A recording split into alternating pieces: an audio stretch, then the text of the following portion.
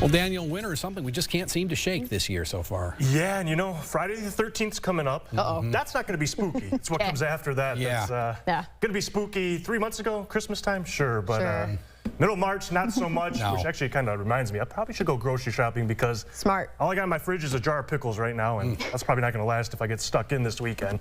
But it's on the way, and then we get warmer next week, so we just got to get through the next weekend, really, and then a couple days next week, cold, but we get 50s by next Thursday and Friday, so let's get down to it. Some rain showers on the way tomorrow, maybe a random thunderstorm, nothing severe, and then it becomes very windy as a cold front comes through following a warm front, a strong low pressure system to the north. Friday, it's going to be calm. It is going to be pretty cold, though, with high temperatures into the mid-30s, and then we got heavy snow that's going to start to move in late Saturday night, and then pretty much snowing all day on Sunday. It's going to be a long duration event shaping up to be, and then winter temperatures to start early next week, but we warm up by Thursday into the 50s. Next Friday, Saturday, we're talking mid to upper 50s. So the snow won't stick around too long, but definitely will through early next week with colder temperatures Monday and Tuesday. Right now, a few flurries around, otherwise clouds clearing out. It's going to be a mostly clear night. Going to be a cold one. Right now, we're down to 33 degrees. The wind light out of the west at just 7 miles an hour. Most of us kind of around the freezing mark. 32 into Waseca, 32 for Owatonna.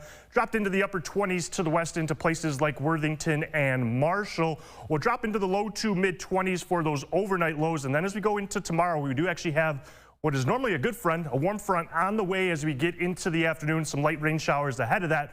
Unfortunately, a cold front quickly follows that warm front as we get into the evening. We'll see more widespread rain as we get later afternoon, early evening. Again, a rumble of thunder possible. Strong low pressure system to the north with that cold front is going to create some strong winds. Could see a few flurries as we get that northwest flow late tomorrow night behind that system, but the rain is going to be the bigger story with most of us around about a 1/10 of an inch to a 1/4 inch of rain. High wind warnings in place because of a strong pressure gradient with that low that moves north of us as we go through tomorrow night into Friday morning. Now the winds start to pick up early tomorrow afternoon, gust around 30 to 35 miles an hour out of the south, switching to the west-northwest and getting very strong, especially as we get after midnight tomorrow night, with all of us having gusts around 50 miles per hour or stronger. The wind does let up as we get into Friday evening, but it will pick back up as we get into Sunday, and that's when it's going to be snowing a lot as well, so reduced visibility, blowing snow, blizzard conditions definitely going to be very possible as we get into Sunday morning, Sunday afternoon, because snow starts to move in late Saturday night. This low